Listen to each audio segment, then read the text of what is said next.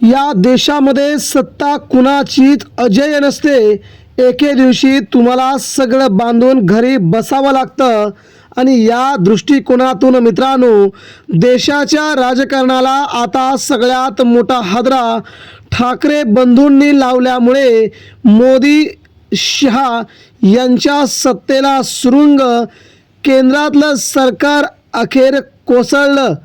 मित्रांनो, मुंबईसह महाराष्ट्रासह दिल्ली आणि संपूर्ण भारत जिंकण्याच्या दृष्टिकोनातून ज्या प्रकारे अतिशय मोठी लढाई लढली गेली, त्या लढाईला सगळ्यात मोठं यश आता मिळतंय. आणि मित्रांनो, ठाकरेंनी, मराठी माणसांनी जेव्हा पाऊल उचललं जातं तेव्हा दिल्लीच्या तख्ताला देखील झुकावं लागतं. याचा पहिला निकाल आता आपल्या समोर आलाय.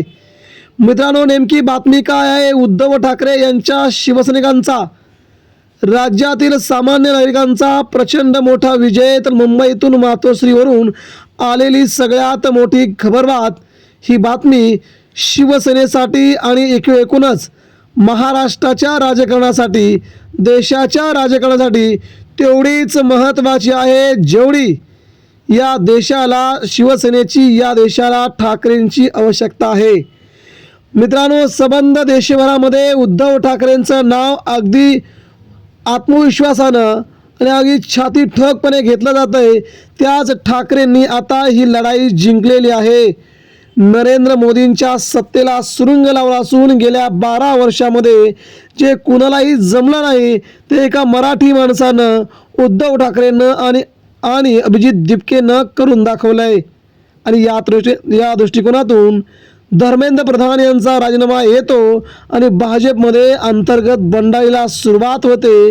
भाजपमध्ये झालेल्या वादावरून, मोठ्या पडलेल्या ठिणगीवरून धर्मेंद्र प्रधान यांनी आपल्या पदाचा राजीनामा दिला आणि देशात वादळ निर्माण झालं. हे वादळ एवढं मोठं होतं की भाजपच्या केंद्रीय मंत्र्यामध्ये, देशाच्या सर्वोच्च नेत्यांमध्येच या भांडणाचा खूप मोठा वादाचा दुसरा पाठ आता सुरू झाला आहे. याची महाराष्ट्राला देखील झळ बसणार असून महाराष्ट्राचे मुख्यमंत्री देवेंद्र फडणवीस यांचं देखील मुख्यमंत्रीपद अगदी काही दिवसात जाणार असल्याची देखील धक्कादायक माहिती समोर येत आहे. यामुळे आपली सत्ता शेवटपर्यंत आपली नसते, ती एके दिवशी आपली सत्ता जाते, हे आता कोणालाही सांगायची गरज नाही. तेव्हा महाराष्ट्रात, देशात आणि या भारतामध्ये जो सत्तेला चिटकून बसला, ज्याने दुसऱ्यांवरती सत्ता दाखवून अन्याय केला किंवा माझी सत्ता मी केलं, तशा लोकांनी घरी बसवलंय, हा यामागचा इतिहास होता. आता उद्धव ठाकरे यांच्या शिवसैनिकांची मातोश्रीवरून आलेली सगळ्यात मोठी आनंदाची बातमी कोणती, ती देखील आपण आता जाणून घेऊया. ठाकरेंच्या शिवसैनिकांना सगळ्यात मोठी आनंदाची आणि तेवढीच खुशी खबर, ही बातमी शिवसैनिकांसाठी नक्कीच दिलासादायक असणार आहे. गेल्या कित्येक दिवसांपासून उद्धव ठाकरेंचा विजय हा बघायला मिळत नव्हता, परंतु आता मात्र उद्धव ठाकरेंच्या या विजयानं मात्र देश पातळीवरती खूप मोठा जल्लोष साजरा केला जातोय. मुंबईत मातोश्रीवरती आणि उद्या शिवाजी पार्क या ठिकाणी शिवसेनेचा मोठा जल्लोष बघायला मिळेल. आणि केंद्रातल्या मंत्र्याला झुकावं लागलं, जुरळांनी झुकवलं, ठाकरेंनी झुकवलं. शेवटी नरेंद्र मोदींचा हा सर्वात मोठा अपमान आहे. तेव्हा त्यांनी देखील आपल्या पदाचा राजीनामा देऊन या देशाला पुन्हा निवडणुकीला सामोरं जावं, असा थेट इशारा उद्धव ठाकरे यांनी दिला आहे. त्यामुळे उद्धव ठाकरेंचा हा इशारा भाजपला खूप महागात पडणार आहे.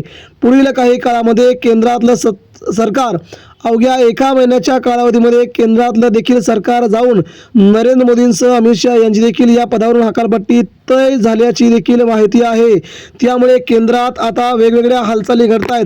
देशाच्या राजकारणामध्ये हालचाली घडत असतानाच केंद्रात भाजपला मोठ्यावर धक्के बसत आहेत. महाराष्ट्राचे मुख्यमंत्री बदलू शकतात. देवेंद्र फडणवीस यांना देशाचं शिक्षण मंत्री केलं जाऊ शकतं आहे. देवेंद्र फडणवीस यांनी महाराष्ट्र तोडला, शिवसेनेचे भाग केले. यामुळे आता फडणवीसांना दिवसाच अशा प्रकारच्या संकटांना सामोरं जावं लागतंय. हा फडणवीसांचा खूप मोठा अपमान आहे. तेव्हा त्यांना आपलं पद सोडून केंद्रात जावं लागतंय, हा त्यांच्यासाठी सगळ्यात मोठा अपमान आहे. शिवसेनेशी ज्यांनी पंगा घेतला त्यांना असं झाल्याचं चित्र उद्धव ठाकरेंनी वारंवार सांगितलं होतं. त्यामुळे महाराष्ट्राच्या राजकारणामध्ये पुन्हा एकदा उद्धव ठाकरे सरस ठरत आहेत.